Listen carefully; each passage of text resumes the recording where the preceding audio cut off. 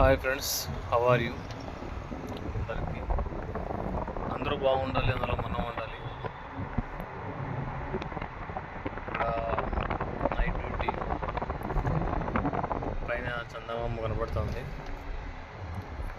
చాలామందికి చందమామ కనపడుతుంది అనుకుంటారు.